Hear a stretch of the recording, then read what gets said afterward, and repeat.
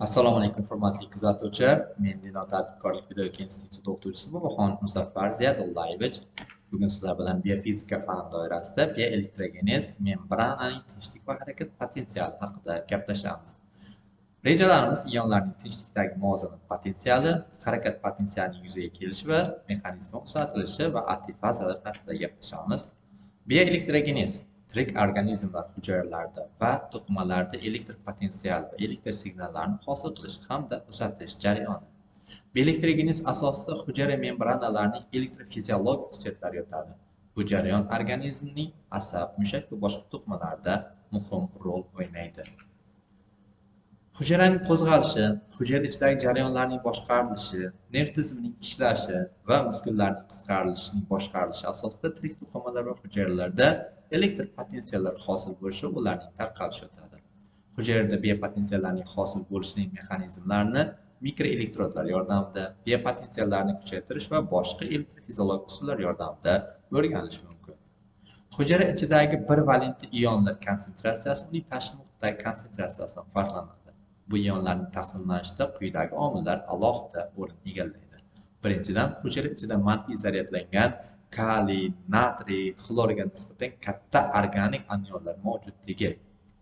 Ikkinchidan esa hujayra membranasidagi natriy ionini hujayra tashqarisiga va kaliy ionini hujayra ichiga tashiydigan aktiv transport sxemasining mavjud ekanligi.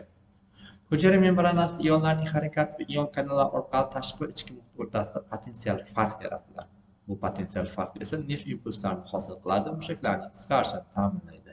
Shuningdek, asab tizimining faoliyati, yurak urishlari, boshqa hayotiy jarayonlar ham bioelektrik signallar orqali boshqariladi.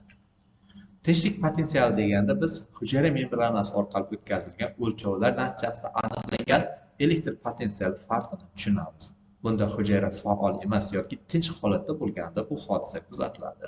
Tinchlik potensiali hujayraning ichki va tashqi muhitdagi ionlarning taqsimlanishi va ularning harakati natijasida yuzaga keladi. Tinchlik potensiali yuzaga keltiruvchi omillar bilan tanishadigan bo'lsak, birinchi asosiy omil bu konsentratsiya gradiyenti hisoblanadi. Ionlarning konsentratsiyasi hujayra ichida va tashqarisida doim bir xil emas. Ushbu konsentratsiya gradientlari kaliy ionlarini hujayradan, natriy ionlarini esa hujayra ichiga suradigan kuch hosil qiladi. Ikkinchi asosiy omil bu membrana o'tkazuvchanligi. Membrana barcha ionlar uchun bir xil darajada o'tkazuvchan emas. Natriy ionlariga qaraganda kaliy ionlar uchun alohida ancha o'tkazuvchan, ya'ni kaliy ionlari membrana bo'ylab natriy ionlariga qaraganda osonroq harakatlanishi mumkin. Konsentratsiya gradientlari va membrana o'tkazuvchanligini birlashtirib, kaliy ionlari hujayradan tashqariga, natriy ionlari esa hujayraga o'tadigan vaziyatni yaratadi. Biroq membrana ikkala ion uchun ham to'liq o'tkazuvchan emas, shuning uchun ionlarning harakati butunlay erkin emas. U membranada kuchlanish farqini hosil qiladi. Nerv hujayralari va tollarning ichki elektr potensiali tinch holatda -70 millivoltga teng. Tinchlik potensiali asosan kaliy ionlarining asimetrik taqsimlanishiga bog'liq. Kaliy ionlarining muvozanat potensiali uning qarama-qarshi oqimlar tenglashgandan keyin hosil bo'lib, Nernst formulasi orqali ifodalanadi va bu formula quyidagicha yoziladi. Tinchlik potensiali nafaqat kaliyning muvozanati potensiali, balki natriy va xlorning ionlarining muvozanati potensiallari hisobiga ham hosil bo'ladi. Shuning uchun membrananing umumiy potensiali shu ionlarning muvozanatli potensiallar yig'indisiga teng bo'ladi va uning formulasi quyidagicha ifodalanadi. Tinchlik potensiali turli hujayralarda turlicha qiymatga ega. Masalan, skrit va yurak mushaklari hujayralari, shuningdek astrosit hujayralarida bu holat -90 millivoltgacha yetadi. Oddiy neyronda -70, ko'pgina qo'zg'almagan hujayralarda -60, -50, fotoreseptorlarda esa -20 millivoltni tashkil etadi. Harakat potensialining yuzaga kelish mexanizmi uzatilishi haqida gaplashadigan bo'lsak, nerv, mushak va ba'zi hujayralar ta'sirlanish natijasida qo'zg'aladi. Ularda harakat potensiali vujudga keladi. Ya'ni membrananing juda qisqa vaqt davom etuvchi aks qutblanishi ro'y beradi. Bu holat depolyarizatsiya deb ataladi. Depolyarizatsiya cho'qqisiga yetgandan keyin repolyarizatsiya jarayoni boshlanadi va membrana potensiali asl holiga qaytadi. Ba'zi nerv va mushak tollarida repolyarizatsiyaning oxirgi qismi ancha cho'ziladi. Repolyarizatsiya boshlanib, taxminan 1 millisekund o'tgandan keyin chiziq bukiladi va potensialning tiklanishi sekinlashadi.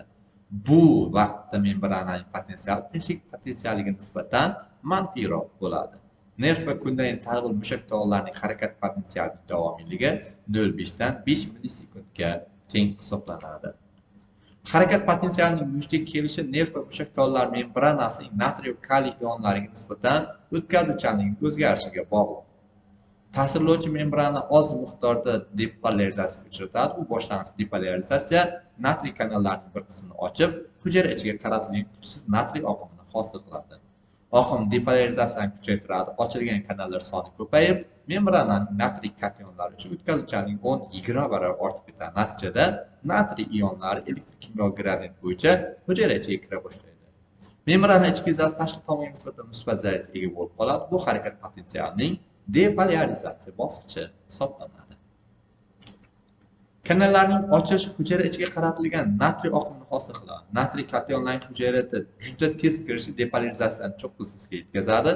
Inaktivatsion darvozalar yopilishi va natriy oqimini to'xtatadi. Shu vaqtning o'zida depolarizatsiya natijasida kaliy kanallar sekin ochiladi, tashqariga qaratilgan kaliy oqimi tezlashadi va membranani repolarizatsiya holatiga o'tkazadi. Kaliy oqim davomli bo'lsa, membrana giperpolarizatsiya holatiga ham o'tishi mumkin hisoblanadi. Yurak miokard hujayralarida harakat potensialining hosil bo'lishi nerv va skelet mushakdagi hujayralardan farq qilib, repolarizatsiya fazasining davomiyligi bilan tavsiflanadi. Agar nerv hujayralarida bu faza 1 millisekund talab etadigan bo'lsa, tana mushak hujayralarida 2-3 millisekund tashkil etadi. Kardiomititlarda esa bu jarayon 250-300 millisekund qiymatga ega. Bu holat yurakning qon haydash funksiyasida qo'zg'alish, qisqarish jarayonlarining sinxronligi bilan ifodalanadi va kardiomitit hujayra membranasi tashqi va ichki tomonlarda ionlarning taqsimoti orqali tushuntiriladi. Miosit hujayrasi ichki va tashqi muhitdagi ionlar konsentratsiyasi bir xilligi membrana orqali metabolitik energiya sarflanishi bilan ionlarning konsentratsiya gradiyentiga qarshi aktiv tashish mexanizmi orqali ta'minlab turiladi. Natriy kaliy ion asosiy miosit hujayra membranasida va T-tubulalar devori joylashgan bo'lib, natriy va ionlarning bog'langan transport sistemasi hisoblanadi. Bu sistema ishlashi uchun ma'lum sharoit talab etiladi. Masalan, hujayra tashqarisidan nasos, ya'ni kaliy nolga teng bo'lsa, bu mexanizm ishlamaydi. Hujayra tashqarisiga chiqarilayotgan natriy ionlar va konsentratsiya gradiyentiga qarshi kiritilayotgan kaliy ionlar o'rtasidagi nisbat 3:2 holatda bo'ladi. Agarda bu nisbat 3:3 bo'lganda edi, unda holat noelektrogen bo'lib, bunday holatda membranada potensiallar farqi sodir bo'lmas edi. Natriy kaliy ion asosining harakatlantiruvchi kuchi atefaza fermenti hisoblanib, uning aktivlanishi uchun natriy, kaliy, kalsiy, magniy ionlar kerak bo'ladi. Miosit hujayra membranasining ichki tomonida bu sistema ishlashi uchun natriy, magniy ionlari, ATF membrana tashqari tomonida esa kaliy ionlari bo'lishi talab etiladi. Natriy kaliy ion nasos sistemasining ishlash tezligi miokard hujayralarida yurak ritmi chastotasiga bog'liqligi qayd etilgan. Membranada ionlarning o'tishi maxsus oqsillar tizimi orqali amalga oshadi. Membrana oqsil molekullarining ma'lum bir tartib asosida hosil qilgan bu ko'rinishdagi strukturalari ion kanallari deyiladi.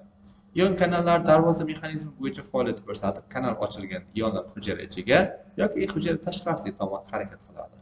Ion kanallariga ba'zi hujayra organellari membranalardagi kanallar ham kiradi. Masalan, mitoxondriyalar membranasidagi kalsiy ioniga bog'liq megakanal hujayra faoliyatida apoptoz va nekroz jarayonlari sodir bo'lishida muhim ahamiyatga ega hisoblanadi. Ionofor molekulalar nisbatan kichik molekula bo'lib, ular strukturasiga ko'ra halqa tuzilishiga ega. Halqa markazida ion joylashadi. Ionofor molekulasi membranadan o'tganda ionni hujayra ichiga olib kiradi yoki tashqi muhitga chiqaradi.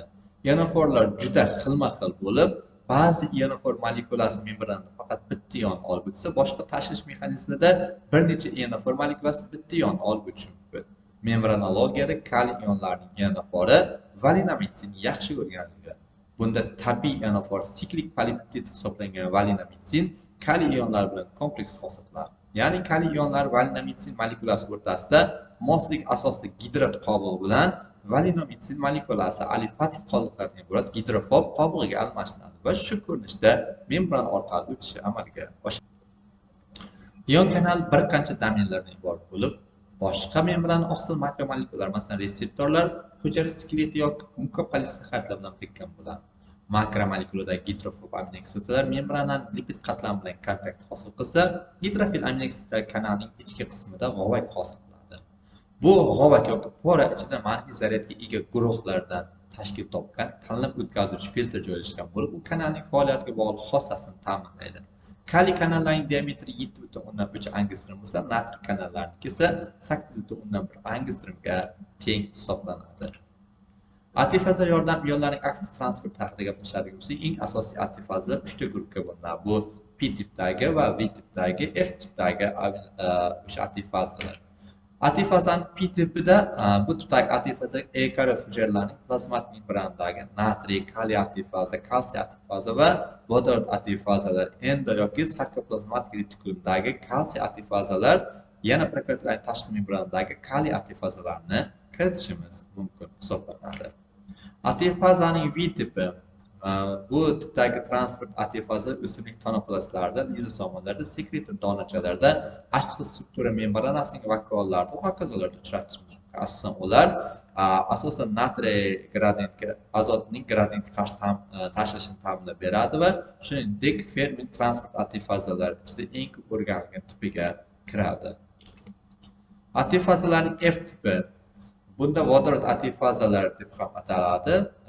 Ular mitoxondriyalarda, xloroplastlarning telokoidlarida, bakteriyalarning membranlarida joylashgan bo'ladi. Bunday fermentlar murakkab tuzilgan subliklarni tashkil topgan bo'lib, vodorodning aktiv transportini ta'minlab beradi. Mavzuni o'rganishda quyidagi adabiyotlardan foydalanishingiz mumkin. E'tiboringiz uchun rahmat.